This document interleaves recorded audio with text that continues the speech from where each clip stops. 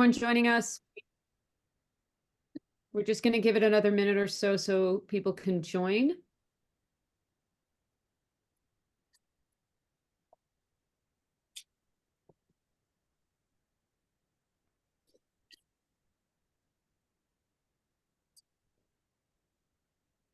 We will be recording today and sharing the slides after the presentation.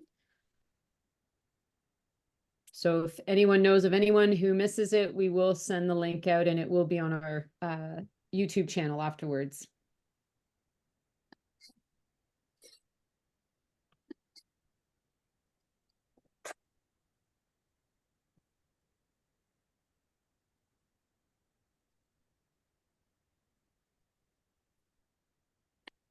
Okay, well, we'll get started. People can join as they need.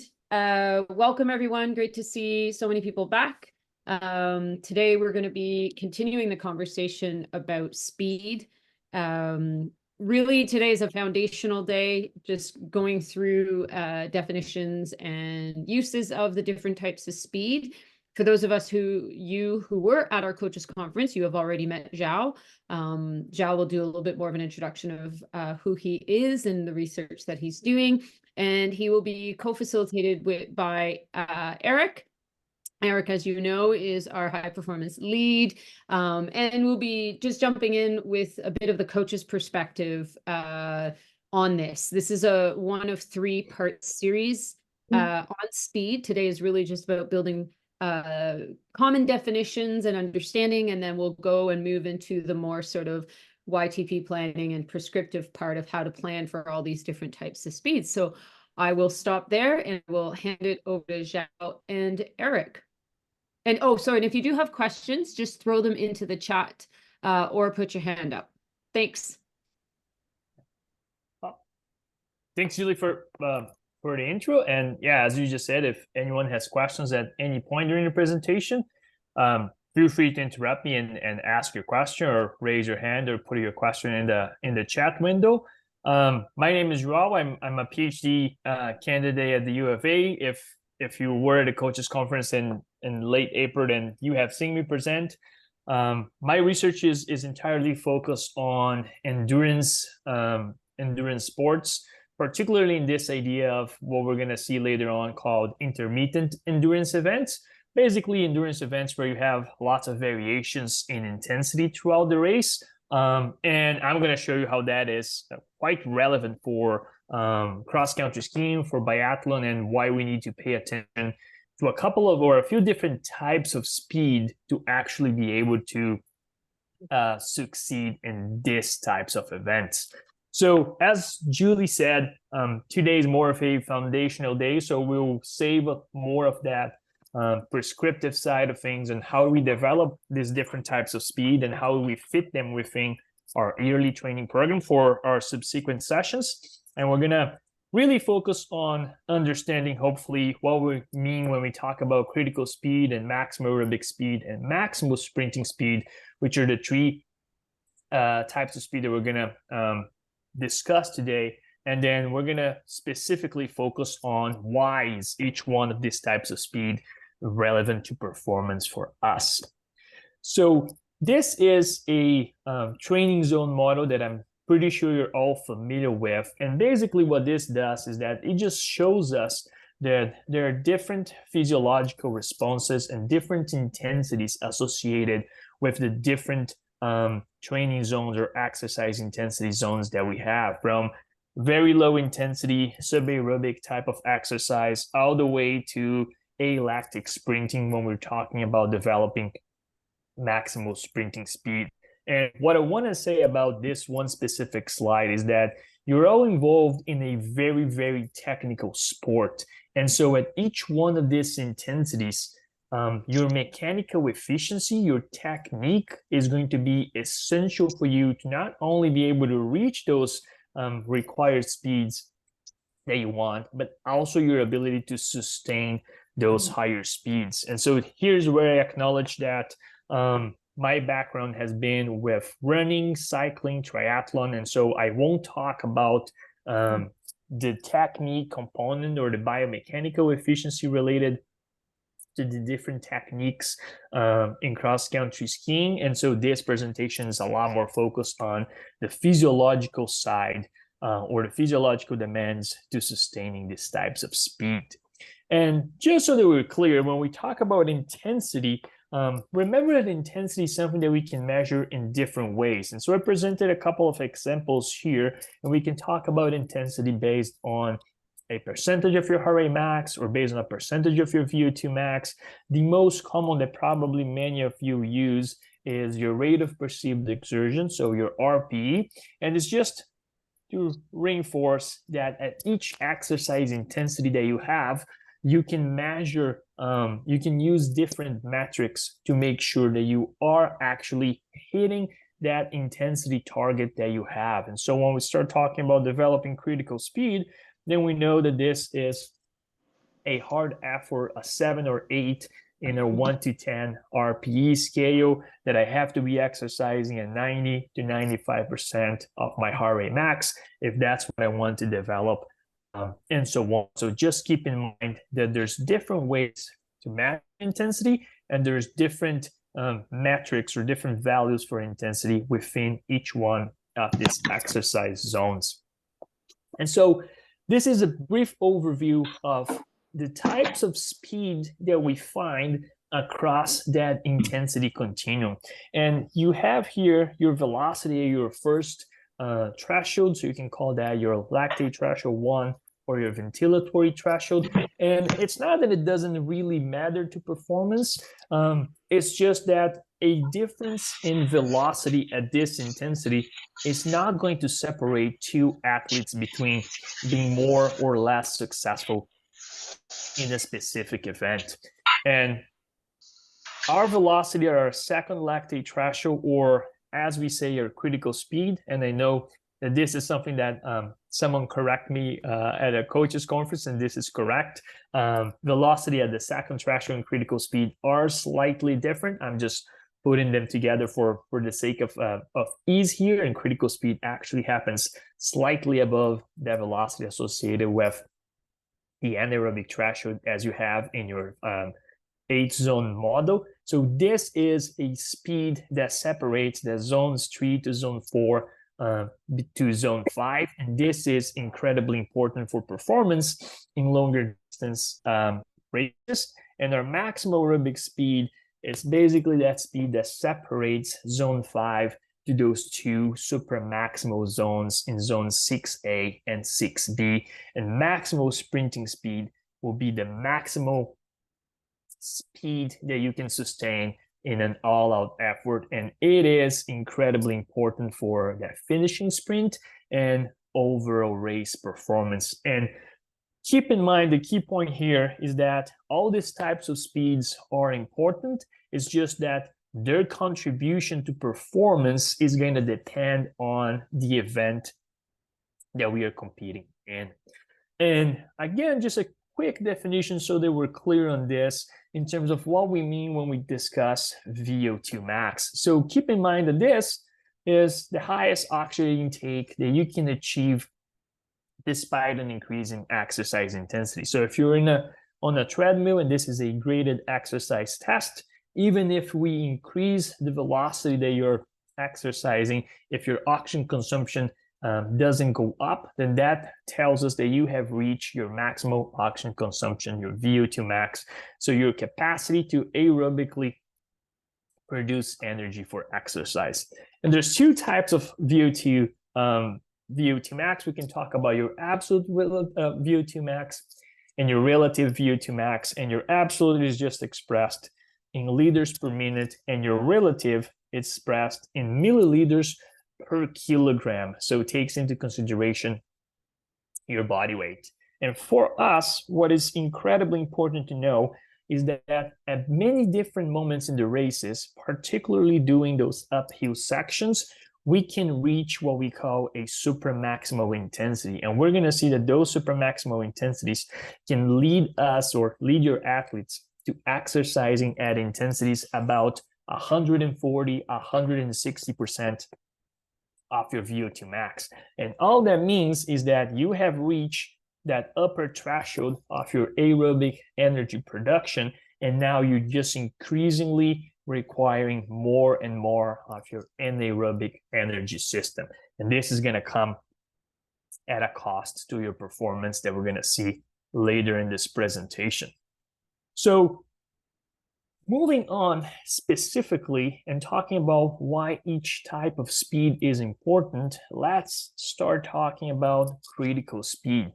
So starting with a definition, critical speed is the highest intensity that we can sustain without the accumulation of fatigue. So when we think about all these intensity zones that we have, zones 1A to 2, this is easy aerobic exercise, something that you can sustain for hours and hours and hours. And once you go past that first threshold, you start to see a slight accumulation in blood lactate levels. But still, you reach a point where those blood lactate levels are actually going to plateau, and you're going to be able to sustain that intensity without further accumulation of blood lactate, without necessarily recruiting a lot more of muscle fibers to allow you to keep exercising, meaning that this is an exercise that you will be able to still sustain for a very prolonged time, about 40 to 60 minutes, depending on how fit you are. And if we look at those intensities that define where critical speed is happening, it occurs at around 90 to 95% of your heart rate max, again, an RPE of 7 or 8 out of 10. And both of these things sort of depend in terms of how fit your athletes actually are. So if you have a very fit athlete, then maybe that critical speed is going to be happening around 90, 92% of the heart rate max. If you have a less fit athlete, maybe that's going to occur at a slightly lower percentage of that. But what is really important is, again, if you go past critical speed, then you get to a point where all those physiological responses, they no longer plateau. And as the example that we have here is blood lactate, you can see that blood lactate just tends to continue to accumulate until it reaches a level that's going to indicate that we can no longer sustain that type of exercise, and that we are gradually going to come to a point of fatigue, either having to stop our exercise altogether or having to just reduce our intensity to a point that allows us to get back to those zones that are sustainable. And so critical speed is likely one of the most important factors for performance in different endurance events, and definitely is quite relevant for biathlon, for cross-country skiing as well. When we're talking about maximal aerobic speed, the basic definition of it is the speed that you attain at the end of a graded exercise test. So again, if you go on the treadmill and we keep increasing the velocity of the treadmill until you reach a point that you can no longer exercise, that final speed that you reach, that is going to be your maximal aerobic speed. And so because it is a speed that is associated with the attainment of VO2 max, that's a speed that you're only going to be able to sustain for a very short period of time, usually around 3 to 5 minutes. If you have an incredibly fit athlete, they might be able to sustain that maximum aerobic speed for a little longer. And so that we can understand why, I'll just bring your attention to this image. So on this left side, you have your aerobic contribution to exercise, and you have your anaerobic contribution to exercise. And here below critical speed, this will be your zones 1A to 3, 4, where we know that exercise is sustainable and primarily comes, or the ability to exercise primarily comes from that aerobic contribution to produce energy. Once again, you go above that critical speed threshold, now exercise becomes non-sustainable, meaning that we're going to gradually recruit more muscle fibers. We're going to gradually see that increase in blood lactate levels, and we're going to eventually fatigue somewhat quickly. And so maximal aerobic speed is right here. And so we know that this, again, is a non-sustainable exercise intensity. And so this is really important for us, because when we think about this in a competition perspective, we do not want to exercise at an intensity that is so high in our competition that we will eventually reach our maximum aerobic speed, because we know that this is non-sustainable exercise and we're going to fatigue quite quickly.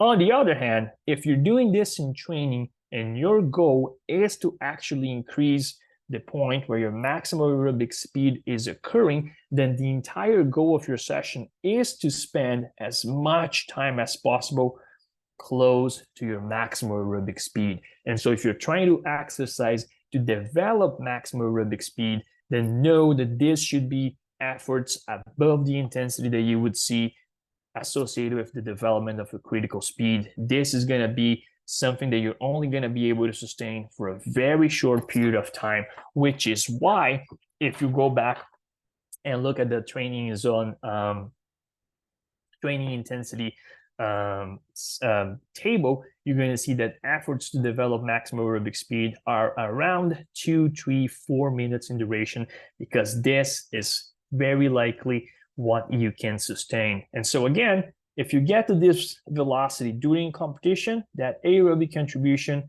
is going to be quite significant and it will lead to fatigue very quickly. So we want to avoid that happening in competition, but we actually really want to make sure that we get that as part of our training sessions.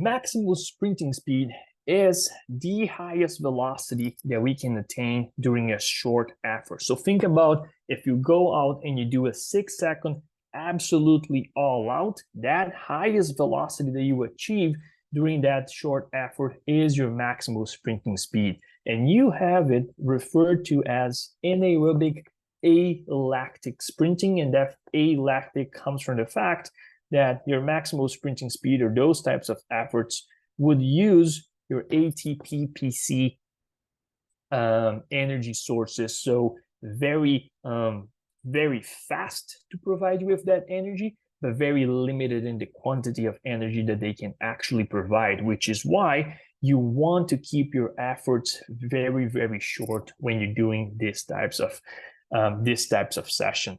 And it is a significant factor related to performance of the finishing sprint, where many races are actually won in your sport. And one key point that we have to make when we talk about maximal aerobic speed and maximal sprinting speed is this idea of the anaerobic speed reserve. So if you look at this, where it says VVO2 max, you can say that that is your maximum aerobic speed, and where it says that this is your maximal velocity, you can see that this is your maximal sprinting speed. And so you still have a range of intensities that happen between your maximum aerobic speed and your maximal sprinting speed. And that range of intensities is what we call your anaerobic speed reserve. And moving on, we're going to see why your anaerobic speed reserve is also quite important for your performance as well when you have to do multiple surges in intensity. So just to finish on our definitions and provide a little bit more of a context here, when you think about developing critical speed, remember that these are going to be longer efforts and that you have to spend those longer efforts at the intensities associated with your critical speed. And so if I look here, critical speed will be occurring at about 90 to 95% of my heart rate max. So I know that a 6-minute effort at 90% of my heart rate max means that I'm going to be spending quite a lot of time at those intensities associated with my critical speed. And we want this to be strong aerobic efforts. We want to keep that exercise intensity somewhat high.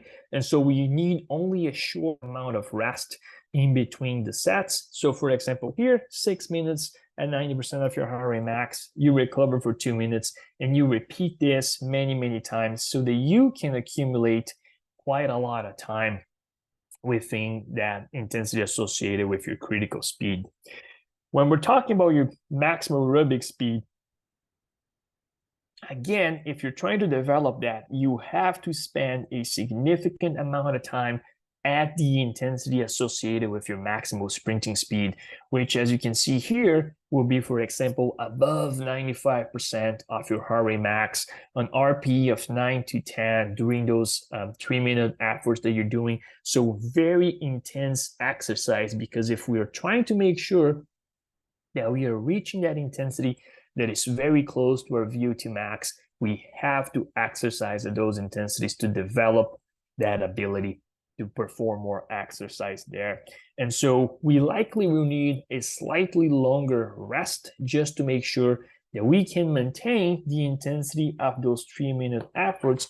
Because here, if your recovery is a little too short, what might happen is on, let's say, intervals 3, 4, and 5 here, you can no longer sustain 95% of your heart rate max for that duration, and you end up exercising at a lower intention, and your session that was designed to improve your maximum aerobic speed now has become a session where your athletes are spending most of their time working on critical speed.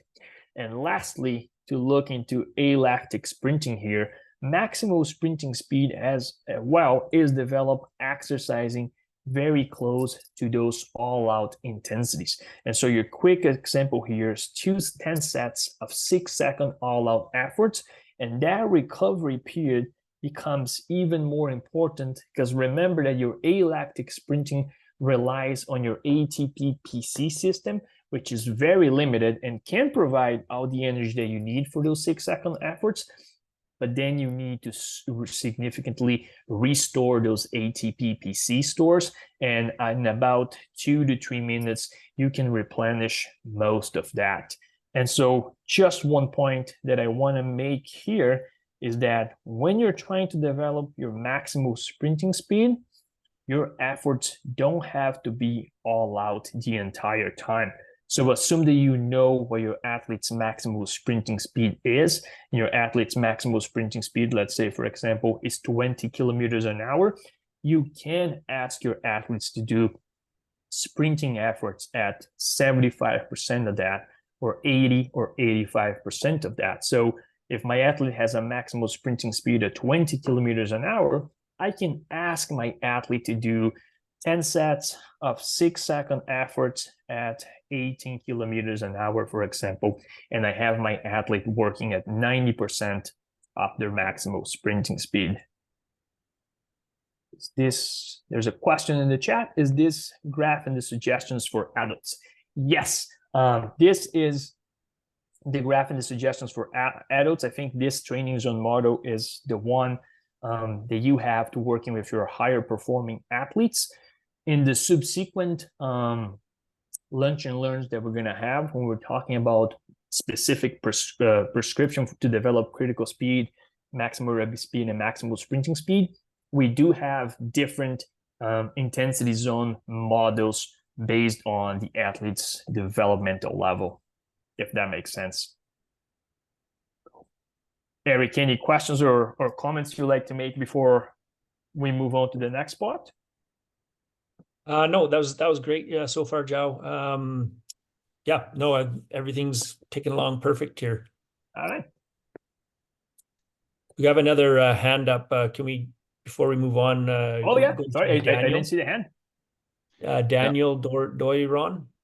Yeah, well, it's quite French, so sorry. I don't know if I can turn on my camera here if I understand enough. Start video. There you go.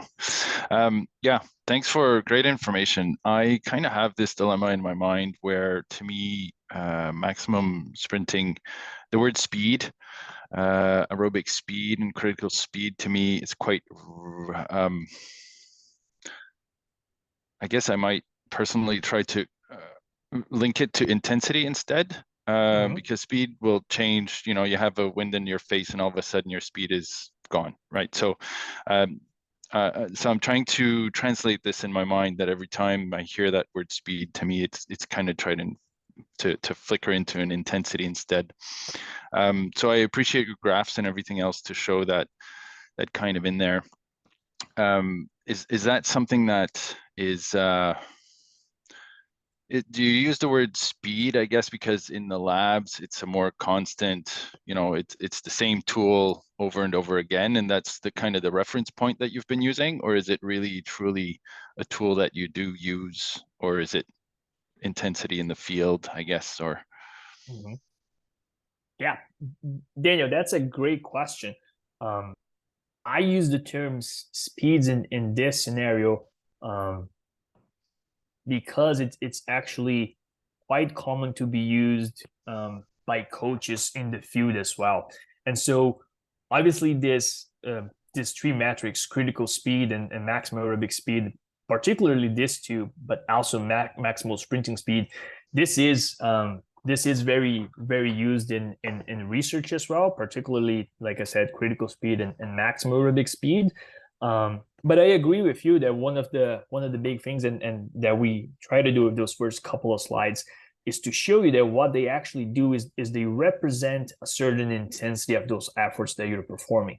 And so you may not know, for example, when you're working with your athletes in a club setting, let's say, you may not know what their critical speed is, but you do know that, for example, for athletes within that developmental level, you know that their critical speed is going to be occurring, let's say, at 85% of their heart rate max. And so you know that when you design a training session where you ask your athletes to exercise at 85% of their heart rate max, that they are exercising very close or at their critical speed. And so maybe your athletes might not be familiar with like what is happening in the background, but you know that, hey, critical speed is quite important for my athletes involved in these types of events.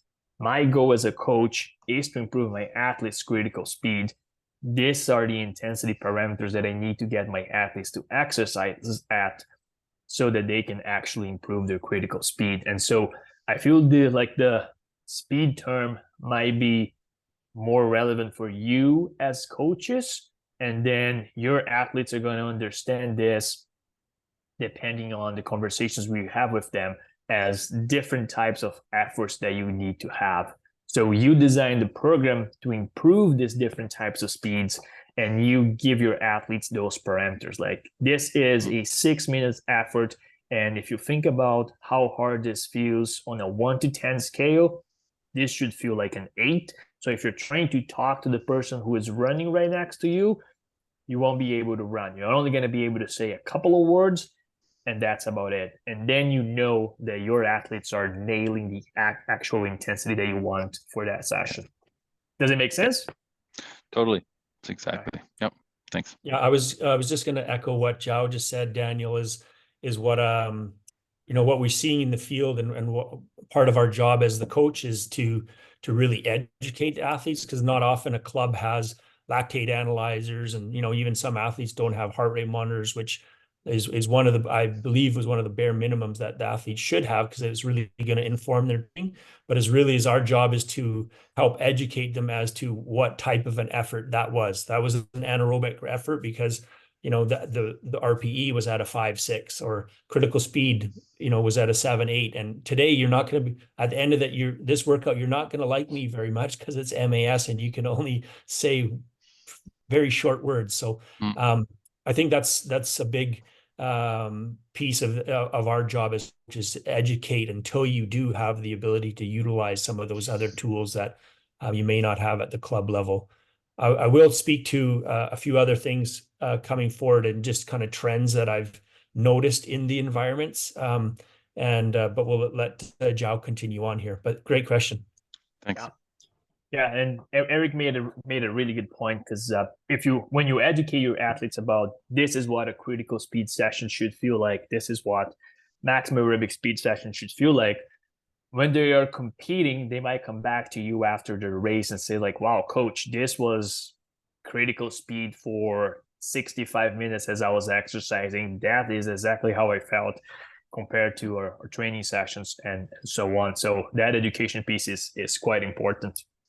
But when we moving on and talking about why these types of speed are important for particularly your types of endurance events, is we have this idea that our endurance event is always a traditional event. And what I mean by a traditional event is that you start your exercise, you pick up to a certain speed, a certain pace, a certain intensity, and then you maybe just maintain that throughout the duration of your race. And maybe there are some slight variations in intensity, but all in all, it should be pretty straightforward that you go on and sustain that intensity for however long your race actually is.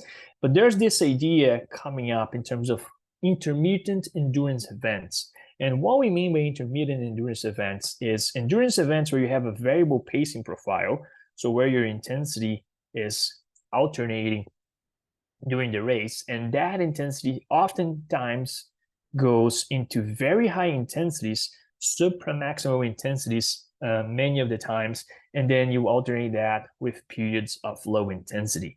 And this is actually quite relevant, and actually cross-country skiing and biathlon are two sports that have been mentioned to have this pattern of an intermittent endurance events. And so in these events, it's your ability to sustain the high intensity of those supramaximal efforts and to recover from them that is actually quite important to your performance. And so if we can put this into slightly more physiological terms here, and again, talking about how much energy I'm getting from aerobic and anaerobic process, what we often think is that, well, my race is 40 minutes in duration, so the general demands of my race, the general intensity means that most of my energy is going to be coming from aerobic processes, and that anaerobic piece is actually of quite little importance to my performance. And this would be true if you're talking about, let's say, for example, you're going out and running a flat 10K race where you're going to run at basically the exact same velocity throughout that process for 40 minutes. But in intermittent endurance events, and this is where cross-country skiing and biathlon come in, even if your race lasts for 40 minutes, you have moments where you're going to go and significantly dip into that anaerobic pool to actually help you produce energy. So every time that your athletes come to an uphill and they have to do a little bit of a climb, they go from that intensity that they would be able to sustain for 40 minutes to an intensity that they would only be able to sustain for a very short period of time.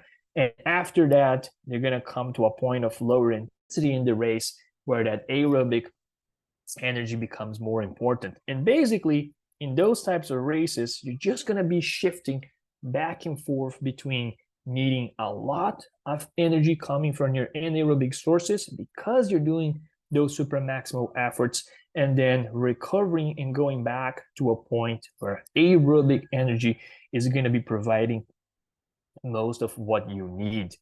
And if you look at cross-country skiing, then this is what happens. Every time that you have a big climb coming up, this is going to force your athletes to work at a much higher intensity, leading to a significant contribution from your anaerobic sources. Once you get to a top of a hill, or once you get into a flat section, for example, your ability to generate a faster speed right after that is going to be key for performance. So you can think of this as, I went on a supramaximal intensity to be able to overcome that climb. And now that I'm here, I am back to my aerobic energy system dominating, but at an intensity that is high enough that I can compete with the other athletes in the field.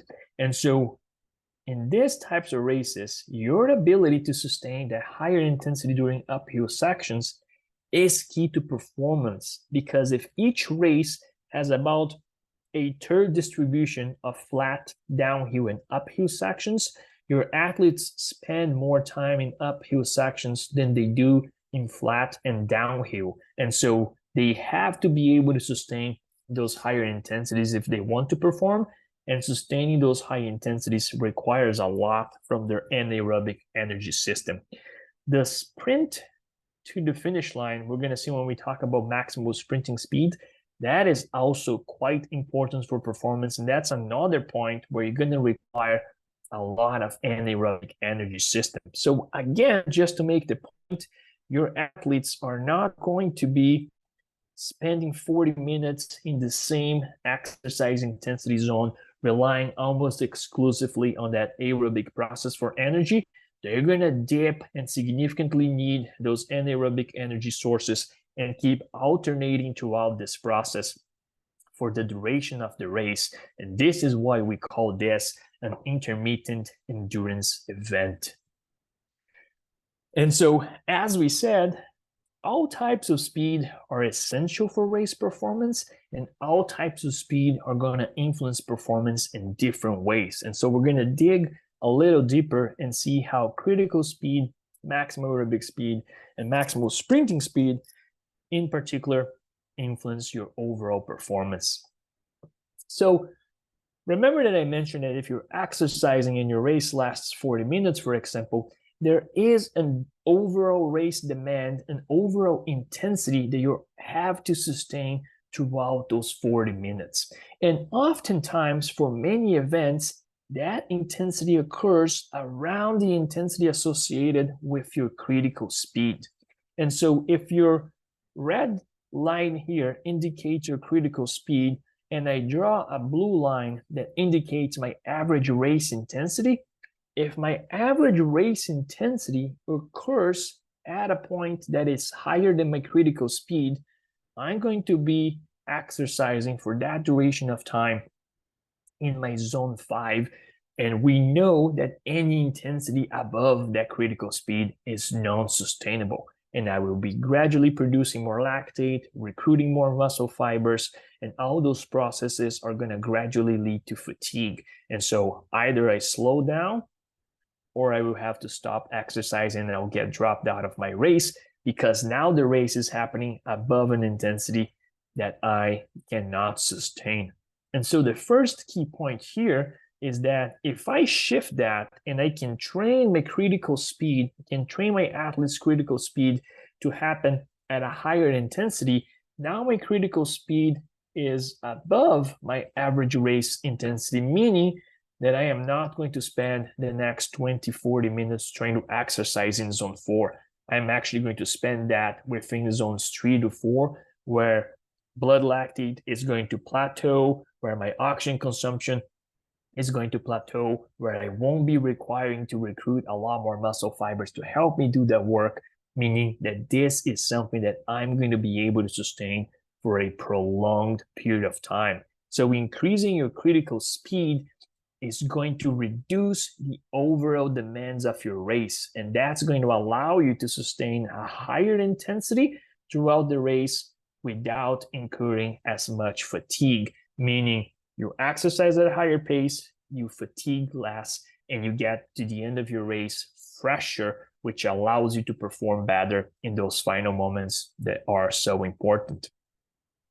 The second point I want to make in terms of critical speed is that especially in longer races, those longer climbs might not occur at a super maximal intensity, because if it does, you would fatigue very quickly, knowing that you still have quite a lot of race to go. So in those races, those longer climbs occur again just above the intensity associated with your critical speed. And if your critical speed is a little higher than it was before, you might be able to withstand the demand of those climbs without fatiguing as much. So with critical speed, you can improve your overall performance within the race by making sure that the general demands of the race are less intense for your athletes. And you can also help your performance climbing in those longer climbs during longer races.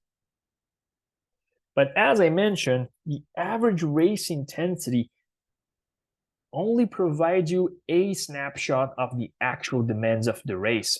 And so what you have is, again, all those variations in intensity, and it's your ability to sustain these variations in intensity that's going to allow you to be a good performer.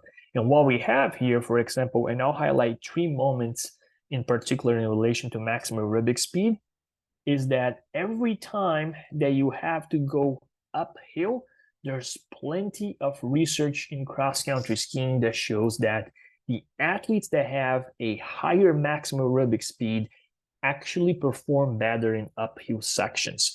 And performance in the uphill sections is one of the most important factors for performance in cross-country skiing. So train your maximum aerobic speed to be able to sustain those efforts better. If you have a high intensity effort, you have to be able to recover from that so that you can keep withstanding the demands of the race. And here as well, athletes that have a higher maximal aerobic speed recover faster from those previous intense efforts. And if you recover faster from those previous intense efforts, once you get to a flat section, for example, you are able to reach a faster velocity, faster than your competitors. So you perform better in the uphill, you recover better in the downhill section, and then you are able to reach and tolerate higher intensities when you actually get to those flat sections in the race. And so increasing your maximum aerobic speed is one of the most important things that your athletes can do for their performance to minimize the demands of those uphill sections, to recover better from those intense efforts. And I just want to highlight here that even though I talked a lot about the uphill sections, it's not just during the uphill sections that you athletes have to perform an intense effort. When you're going head to head. Oh. Gotcha. He'll be able to thread it rather neatly. Just a reminder to mute yourselves if you're not actually asking a question. So those intense efforts during a race can happen at the beginning of the race when your athletes are fighting for better position, for tactical advantages later on. If everyone's crammed in that accordion effect and now you have to significantly accelerate to try to gain some positions as well, there's tons of different intense efforts that happen in the race, and a higher maximum aerobic speed can help you not just perform those better, but recover better from those as well. And then again, you reach higher speeds during specific sections of the race, and you maintain your ability to perform better in that finishing sprint in those final moments of the race because you're not as fatigued as some of your competitors, hopefully, if you have a higher maximal aerobic speed.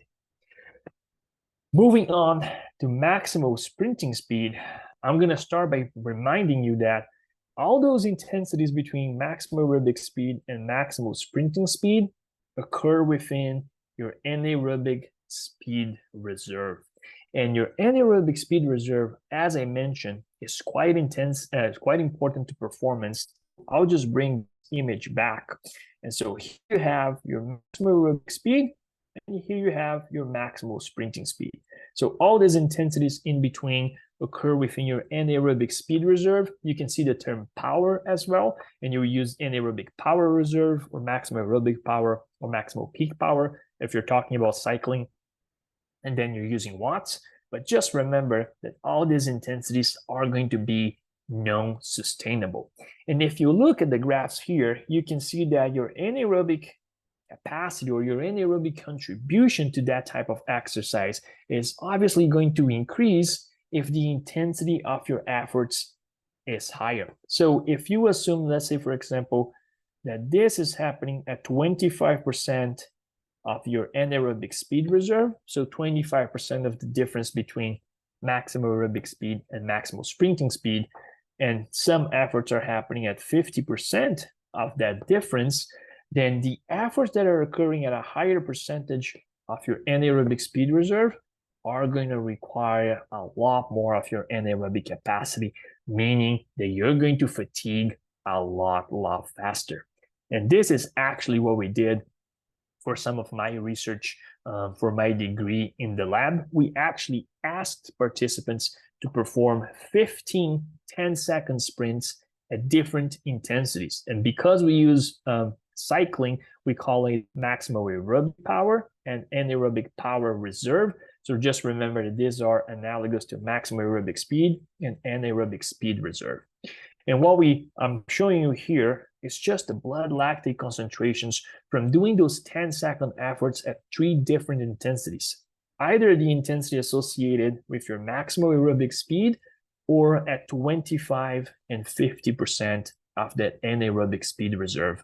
And all I want to show you is that there is a significant difference between exercising at MAS, exercising at 25% or 50% of your anaerobic speed reserve in terms of the physiological demands being much, much, much greater the more you exercise within a higher percentage of that anaerobic speed reserve. And so your maximal sprinting speed becomes super important for the first time here, because if you can improve your maximal sprinting speed, if you can improve this ceiling right here, all of a sudden this intensity is not going to represent 50% of your anaerobic speed reserve anymore. It's going to represent a lower percentage of that, meaning that your exercise is going to be less demanding and you're going to have better performance overall. So point number 1 is that improving maximal sprinting speed raises that ceiling of your anaerobic speed reserve, potentially improving your performance when you do those surges in intensity. And the second key point for maximal sprinting speed being so important to performance is the fact that if this is, let's say, for example, here, this dotted line is my average race intensity, my race intensity at the end in the finished sprint reaches an intensity that is very, very close to maximal sprinting speed, as close as 85% of your maximal sprinting speed in the last 80 meters of the race. And so even if the final push can be quite long, has been reported to be about 1.2K in a 15 kilometer race, you're still not only going to have to exercise at a very high intensity for the last 1.1 kilometer approximately, but within those last 100 to 80 meters of the race, you're still going to have to sprint to the finish line. And that sprint happens at a very high percentage of your maximal sprinting speed. And so if you have not trained this characteristic in your athletes are not going to be able to tolerate those intensities and be able to sustain that at the end of your race. Got a question in the chat. Cool. Heads up on time. Got 2 more slides. And so just to provide you with a perspective of how this actually is relevant, how those concepts are actually relevant to performance, this is one study that looked at the performance determinants of a sprint race and divided that sprint race, that performance, in 2 groups. A slow group that performed those 800 meters in more than 192 seconds. So this lasted slightly more than 3 minutes. And a fast group that performed that in slightly less, in less than 192 seconds. So were faster in this scenario. And the key factors that separated those 2 groups were that the faster athletes had a higher maximal aerobic speed, which they actually talk about in terms of power here, because they calculated power for their cross-country skiers. The faster athletes had a higher maximal sprinting speed, which they calculated here or shown here as maximal anaerobic power, and they had a higher or a faster 100-meter time trial performance. And so it led to the conclusion that if you want your sprint distance athletes to improve performance in races, you should do maximal short sprints or short sprints 6 to 10 seconds in duration, as we previously mentioned, to improve your maximal sprinting speed. Or you can hopefully do some strength training to improve your maximal sprinting speed as well. And you should do high intensity interval training to improve your maximal aerobic speed. And I just had this slide because this is a 15-kilometer race, and so very different than your 3-minute sprint race. But you can see that when you have those uphill sections, for example, as a percentage of your VO2 peak or of your VO2 max, you still get into a lot of those supramaximal intensities, meaning that a higher maximum aerobic speed is going to be quite important for that as well. And so our takeaway from here is that all types of speed are incredibly important at all times. It's just that their contribution to performance is going to be slightly different depending on what is happening in the race. Higher critical speed minimizes overall demands of the race, assists with your uphill efforts in longer races. Maximal aerobic speed related to performance in uphill sections, recovery from those intense efforts, faster speed in those flat or downhill sections, and ability to reach and maintain a higher intensity later in the race. And your maximal sprinting speed can minimize the demands of those efforts, especially those supramaximal ones, by making sure that you are exercising at a lower percentage of your anaerobic speed reserve. And those are absolutely essential for your success in the finishing sprint. And that is all that I had. I think I only over by 1 minute. This is my email. If you ever get curious about any of this, if you want access to any of the papers that I show or any of that data, feel free to email me. I'm happy to have a conversation. And I think we could open up for even more questions now if. Yeah, thanks, Joao. That was awesome. Before we get into some questions, I just want to add in a few coaching comments that I see. I'm going to make some kind of overarching statements because it may not be happening in your environment, but generally speaking, if Yao said, if you're not having maximal sprinting speed sessions in your programming, it's something that you should be looking to add. And I do see that in some environments that there is no speed work, like pure sprint speed being done, something that you want to add into your plan. And if we didn't talk about it today, but generally speaking, the errors I see athletes and programs make is that their aerobic training speeds, so their zone 1, as we call it, they're training too fast. And in random spot checks of myself taking some lactates, the lactates are not in line with the speed that they are traveling at or the effort that they're giving. So they think they're in zone 1, but they're not. So then the energy output and the recovery from that session are going to be quite different than what the athlete and the coach has thought. And then when the session becomes an MAS session, or in the plan it's MAS, maximum aerobic speed, the effort is not hard enough. So if I were to make some general statements, would be, let's make our zone 1 easier and our hard harder, and add some speed. And I think if we can do that. Of course, there's going to be times when you want to add a anaerobic threshold or a critical speed session into the athlete's training. So I am making some sweeping comments, but those are just globally what I'm seeing across the nation is some pieces that are missing, or we can do a better job. I think that's a really good comment in terms of making your easy sessions easy and making your hard sessions harder. And I think that's a common theme across endurance sports. And yeah, just again to remember that, as Daniel asked before, you have all those different intensities and those different metrics to characterize what sort of efforts you should be performing to improve each one of those capacities.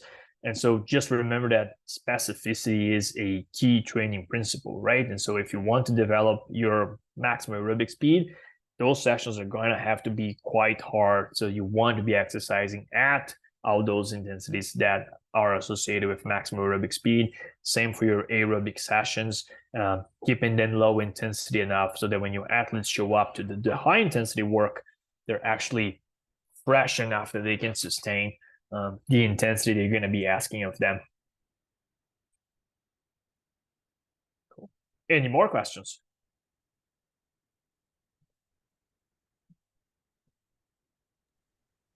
Hey there, I have a question. Yeah. So, would you recommend training these systems in isolation or trying to combine them?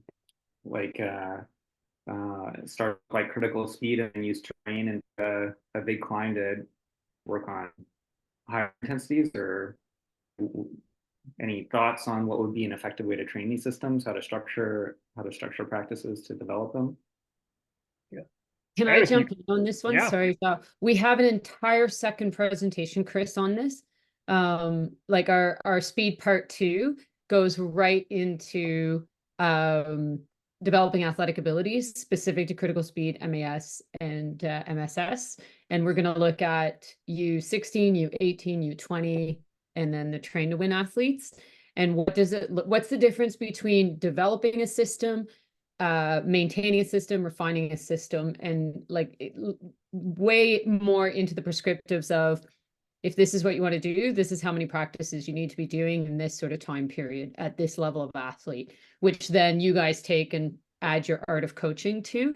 But like literally we have a whole second hour presentation in 3 weeks, 2 weeks maybe, I think. I can't remember what the date is. I'll have to look. That goes right into exactly that. That sounds like a great session. Yeah. So this was really just to get, what we've noticed, like Eric, myself, like people who are working a lot or listening a lot, is that we just wanted to start with everyone saying the same language. Like, just like we with our technique report card, we want people using the same language and technique. This was us going, okay, a lot of people are using terminology related to speed that it means something. So if we're going to go into something prescriptive, we wanted to start with everyone's using the same language. So when Eric or Joao say critical speed, MAS, MSS, ANT, whatever, everyone had the same understanding. So this was really just a foundational presentation today, and we're going to get into the more meat of it in the next 2. But we want to know now, Julie. I will, but that's good. I'm just going to add a one piece, Chris, that something that I'm seeing, and like Julie said, we're going to build into this, but a common theme that I'm seeing is like, there's an MAS session planned, and then it says even the dialogue from the coach at the beginning is like, okay, well, we're just going to build into this session, so the first couple intervals are going at threshold. Well, I think that you've just compromised what you're trying to get out of the session, because if your session is an MAS session of, let's say, 4x4 minutes or 4x3 minutes, then if you're building into the session, what does that mean? Does that mean the first 2 intervals you've burned them off, or does it mean that the first minute and a half of that 3-minute effort is at threshold? Like what? So if you're looking at that first chart that Joao put up as to the amount of time needed to be spent in each percentage of heart rate or lactate, then you are compromising what the workout is trying to accomplish. So at the end of the day, you can do that, but then you should just know that if you had planned 4x3 minutes, it's not been 4x3 minutes. Does that answer your question, sort of?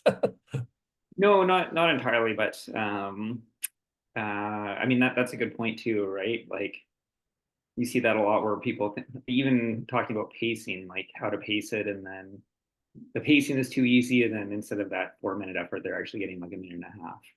So yeah, no, that's a good point. I see that too.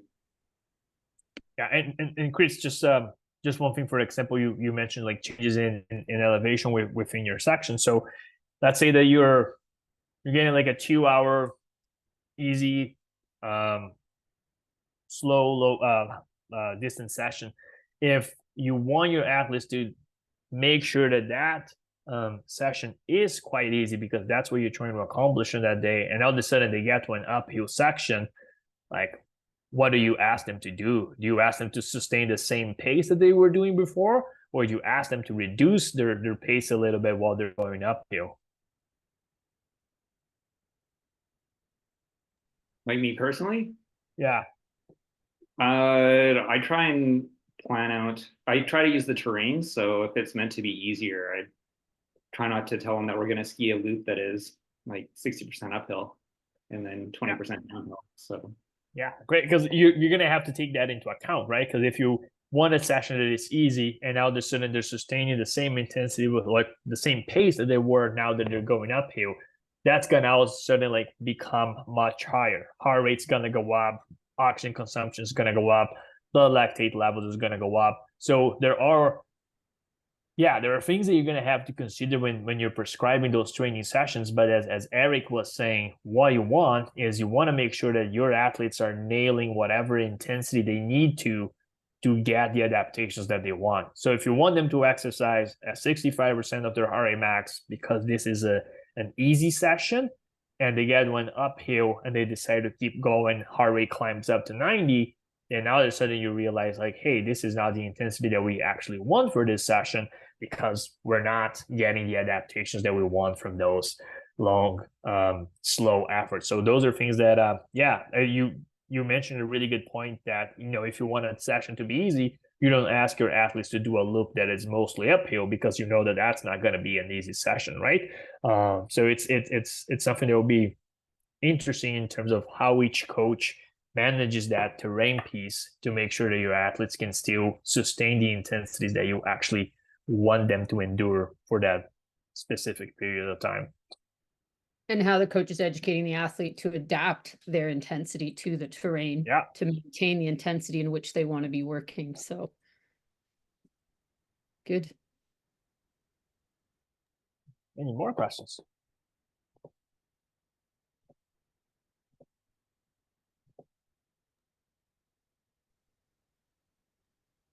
You were entirely too thorough. Joao, thank you. I know that Eric didn't get too much of a chance to talk today, but he'll play a critical role in the prescriptive and programming piece in the next speed one.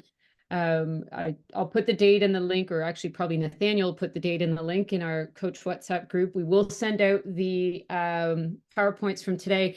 I also realized that it got stuck in my outbox, but I sent out on Friday a summary of the energy systems, like just a backgrounder from previous coach education pieces that I will also put in the coach WhatsApp group, which will also help us set up for the next speed presentation. Also next week, next Tuesday, we have part 2 of Communities of Practice with Wade Gilbert. So for any of you who did join us, please join us again, and everyone's welcome. So please feel free to share the link with anyone actually in your club and athletes as well that might be interested in partaking. So Eric or Joao, any last parting thoughts? Just for anyone that has any questions around what was discussed today or other things pertinent to Nordic Canada. My name is not on this slide, but you can find it on the website. Happy to have a discussion, go back and forth. I'm a phone guy, so prefer to talk on the phone. But yeah, if you want to send me an email or a text message, all my digits are there. So happy to engage with everyone. Thanks, Joao, for an awesome presentation. Okay. No, thanks everyone for listening to me talk again. Looking forward to the next one. And like I said, if you got any questions between now and then, feel free to shoot me an email. I'm happy to have a conversation.